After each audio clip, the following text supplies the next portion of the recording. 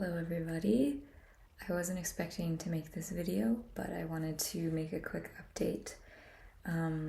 If you're new here, welcome to my channel. I share videos here about my life. I have some blogs, and I mostly share what I've summed up to call channeled messages, which are essentially messages or just words, spoken words, where I am able to share my intuitive insights, life wisdom, and the things in my heart that I hope can support those who need to hear the messages that I have to share. That's really the core of why I do what I do. Is I want to support people, and I think YouTube is a fantastic platform to reach anyone who is able to find what I'm sharing. So on January 1st, I left for Benin in Africa, and I went to go on this incredible once-in-a-lifetime cultural immersion where we were learning different kinds of traditional African dance, some Yoruba stuff, some maybe Nigerian. I don't remember all the names and everything. There was so much information that we learned, but there was a blend of traditional rhythm and dance from certain cultures within the continent, and dance, music, rhythm, and also a lot of voodoo. And if you didn't know, Benin, the country Benin, is the birthplace of voodoo, which in our Western world we know as voodoo. And there are a lot of stereotypes about voodoo that are not they don't validate, authenticate, do justice to what voodoo actually is. And I got to experience a real immersion in different cultures of voodoo and how they practice in the temples, and it was just so profound and such an immersion in a different universe that is rooted thousands of years back to their ancestors. I got to be a part of that. I got to participate in traditional rituals and observe, and I took some videos, and I was present to witness some historical moments. My teacher, the one who is facilitating, co-organizing this project, she was initiated to become a voodoo priestess for this particular sect, this particular cult of voodoo, and I was there to witness it. And she's a white Italian woman, and it's very likely that this was the first, or like a once in many hundreds of years kind of phenomenon. It was so incredibly surreal, to say the very least. And where I was, it was very like third world, in the sense where electricity, it was there, but it would turn off on and off at different times of the day. For example, my room, there's no temperature control. That was one of the things that was bad for my health. I feel like I'm now tripping on my words. So basically what I'm trying to say is I went to Benin to experience this, and I was planning on staying there until January 20th. I was going to come back to the US on the 20th, but today is the 13th, and I came home last night, and I left early because I had the most severe health issue flare-up that I've had in my entire life. And there was a point when I was sick there that I felt like I was dying. And what I mean by that is I left my body. Like, I left my body, my consciousness, my hearing, my feeling, senses, everything was not right. Everything was not right. And a little bit about me. I've shared some about this journey before, my health challenges and triumphs, which I'm usually pretty transparent about. And I'm happy to share more info on if anyone wants to, learn more, learn what I've used to help me. I have a lot to share on that. But yeah, I have dealt with histamine intolerance for my whole life. That's just one symptom of, um, deeper root issues that I'm still working on getting to know. I'm just watching the most beautiful freaking crane, man. Oh my gosh. Wow. Wow. Wait a minute. Okay, you have to see him. Oh, I don't know what he is. I don't know what kind he is. Do you see, where is he? Yeah, there he is. He's my little bangs. Yeah, he's right there by the tree. He must have like a 4-foot wingspan. He's freaking huge. I don't think I've ever seen one like him. Exactly. He has like a wrinkly, oh my god, his bill is huge. Wow. So the tips of his wings are all black. And oh my god, he's just, what the heck is a sunflower doing there? What? Okay, that's very weird. Do you see, where is it? Is it over there? This is so, okay, yeah, there he is. There's a sunflower between, oh my god. You see all my little freaking little figure people there? I got into like those blind boxes from Barnes & Noble for a hot minute. And I mean, just like, you know what I mean? If you see a picture of one of these guys on a box, don't you want to like spend $11 on the box and just figure out which combination of shrimp and cute cat figure you're gonna get? I don't know about you, but I did feel that way. So that's what's going on here. And also, like, are you kidding? I just love this. I want to eat it. And if you're into Spirited Away, Princess Mon, yeah. Why am I forgetting which one he's from? The Forest Spirit. I think Mononoke. Anyway, tangent. We have to break for nature. That's necessary. That's kind of inevitable if you're hanging out with me.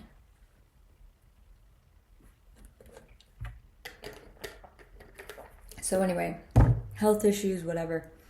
I have dealt with histamine intolerance, and I used to get chronic migraines and headaches when I was a kid growing up. And it wasn't until after I came home from being sent to a troubled teen institution, which is basically prison, after almost having been trafficked. So it was just severe trauma, one after the next. And it wasn't until I came home from that experience that I developed more neurological symptoms that accompanied my migraines, and that it spilled over into other bodily systems as well. So one of the things that I would experience, or a couple of the things I would experience when I would get a migraine, or when I would have some sensitivity or health flare up or whatever, would be aphasia, which is when you can't articulate words. You can't find the words. You can't really speak.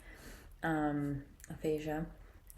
Numbness and tingling. I would get physical, almost like pins and needles, like tingling, sparkling sensations, and they would appear like at different local areas of my body, throughout my hands, my arms, my legs. And on this trip, I had the most intense version of that I've ever had in my life, and it was on my face. It was like on my nose, on my face, and on my tongue. I literally observed as this numbness, tingling traveled from like around the border of my tongue to the back of it and then faded away. And that was terrifying. It was scary, but because I had been through the tingling sensation before, I knew that I was okay. It was just, this was just a manifestation of the severity and the weight of how the conditions in Benin, in Africa, were affecting my physical state of being. My body could not take more toxins. I could not take it. I could not take the stress. I could not take how all of the environmental factors were affecting me. So I had my episode, and I felt like I was dying, and my hearing, there's literally no way to explain this unless you have experienced it before. but I literally felt like I was in a dream. It did not feel like reality. Like the way my senses, my physical senses, are oriented and anchored in my physical body. Like that's a phenomenon that we don't really think about on a day-to-day basis because we're just normally occupying a body. We're hearing fine. We're feeling, if you have issues in any of these areas, then maybe you have more of an awareness or an understanding of the degrees to which these senses can shift in you and how your orientation within those senses can kind of shift and sometimes can be more normal, less normal. But yeah, I was going through this and nothing felt normal. And, I remember when I was going through the worst of it, I was laying on a bed. I had no strength to even sit up. And I had to have help like walking to the bathroom. And I had a glass of water when I was sitting on the toilet. And I was so weak, I just dropped the glass. Like I didn't mean to, but it just fell out of my hands. And when I was laying on the bed, I had two of the people who were on the trip with me. They were supporting me. One of them was holding my arm, one of them was holding my leg, and I asked them to touch me so that I had an anchor because I had no orientation of like space and my own body, and I could feel their hands on my body, but other than the local sensation of their hand on whatever part of my body, it's like I didn't feel the natural connection from my arm to my leg. Like I didn't feel like I was in one piece, and it made no sense. It's almost as if, imagine your arm is floating all the way over there, and your leg is floating all the way over there. And you can feel a hand on both places, but the arm and the leg are like two separate experiences just floating in space, and they're not connected at all. And the orientation, it's proprioception, it's wiped out. It's not working. It doesn't work. It wasn't working for me in that moment. And it was the worst it's ever been. And it also was affecting my hearing and whatever. And so I was going through this, and just it's a freaky thing to go through.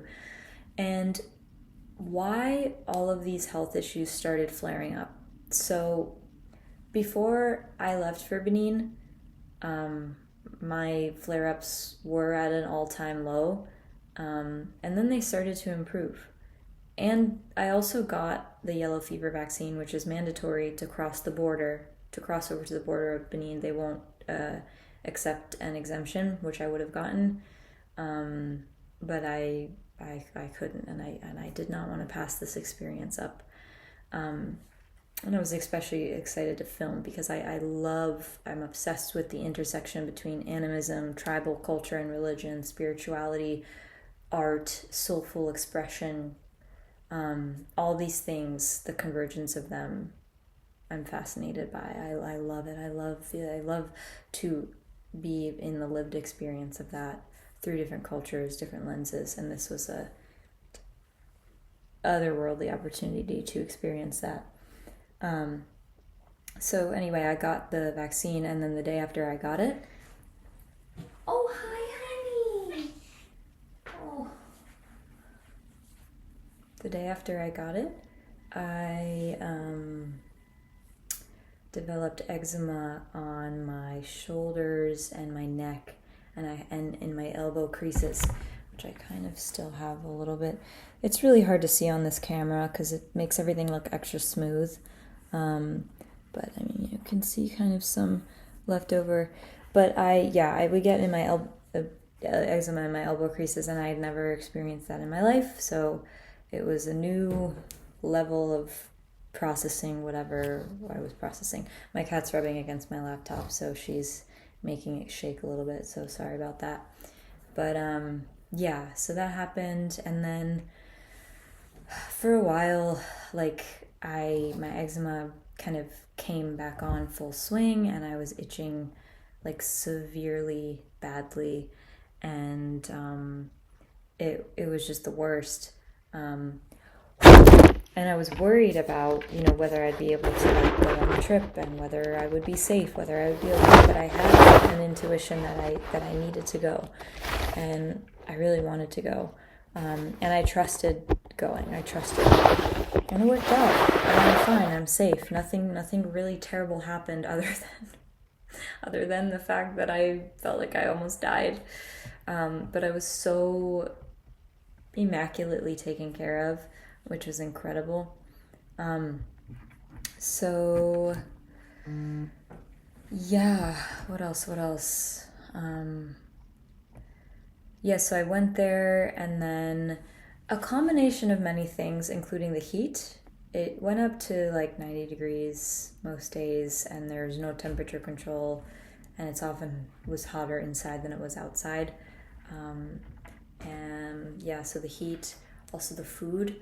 I couldn't rely much on the food, like that it was going to be safe for me. I was told that it would be mainly like rice and fish and some vegetables, which is fine for me because I can do those things. But there are certain spices and also things like tomato sauces were put in with like most of the food that was served. And there were also some other things. So like it wasn't rice and fish and vegetables every single day. Sometimes it was, like spicy like meats and like fried fish or fried rice, or there was okra that was served one time, which was like very stretchy, like the texture of aloe. I think it was okra, that's what someone said, but there was some like leafy dark green plant thing in there. And then we had these like different like starch balls. And I don't know exactly what they were made of, but sometimes roots, sometimes grain, I guess, starch. But yeah, it was not consistent. And so also eating the histamine food that was a hot temperature in the hot heat really, really stressed my body out. There was no cool anything. There was no relief from the heat other than like, splashing water all over, which wasn't always really the best thing. So that stressed my body out. Excess heat can trigger histamine intolerance, or it can aggravate it. Another thing that aggravates histamine intolerance is poor sleep. And for the first couple of days, I really wasn't getting much sleep. I wasn't getting good sleep because I was sleeping on a mattress that it smelled like 100 people had sweat in it before, so it was not that comfortable. And this is not a complaint, this is just what it was. And yeah, I could feel like the wooden slats uneven kind of beneath the bed, and so it was difficult to get comfortable. And the pillows were pillowcases filled with different shaped chunks of memory foam, and there were two of those pillows, and everyone had different details of things. Like I had a bed sheet, not everyone had a bed sheet.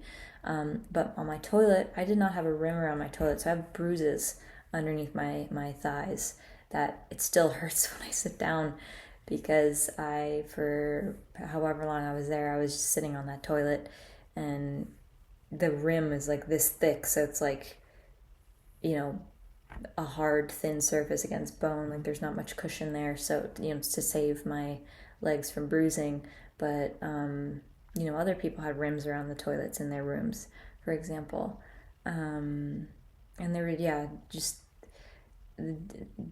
different little details for every person, every room, every experience. So there were lots of tiny things. There was also probably like 3 square feet of black mold on the wood panels on my ceiling, which is another thing.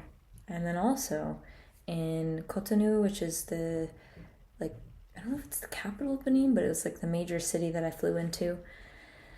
The air quality is considered dangerous on, I don't know what the chart or the scale is called, but it's dangerous. It's in the dark purple zone. It's like a slider scale from blue, like across a chromatic rainbow, all the way to this like dark purple, almost black color, which is like hazardous. Like the air quality is hazardous.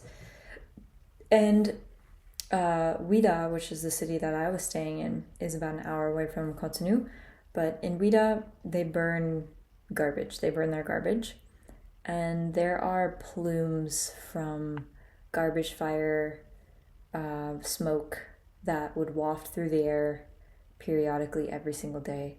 So even laying down in my hotel room with a window that was this wide, like this tall and like this wide maybe, I would still get bombarded by this garbage smoke.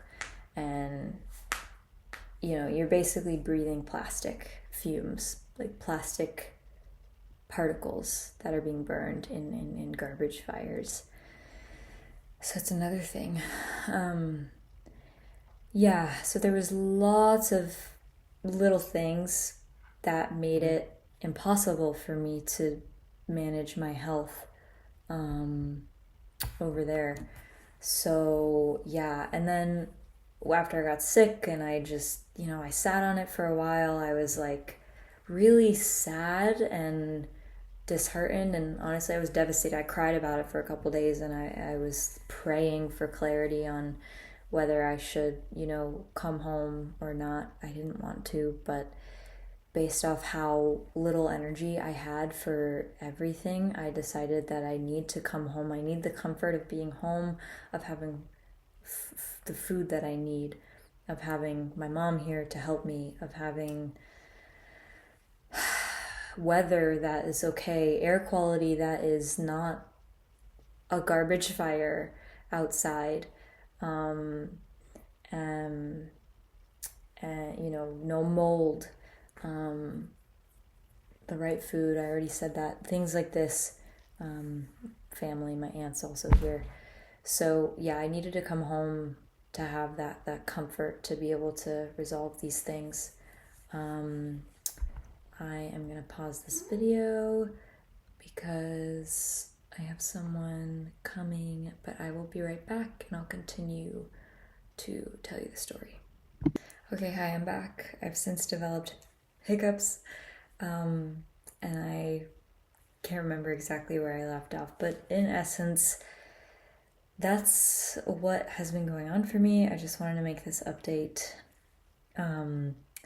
Before I left, I scheduled a bunch of reading videos to be posted throughout the duration that I was going to be away for. So I'll probably be uploading some new videos between now and January 20th.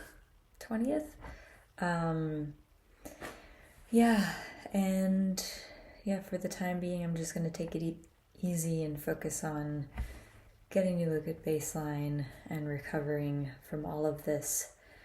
And I'm going to cap it there for now. These hiccups are insane. I'll talk to you in the next one. If you have any questions or you want me to share any more info on any of this stuff, if you have specific questions, don't hesitate to ask. I'm an open book for the most part. And I'll see you next time. Bye.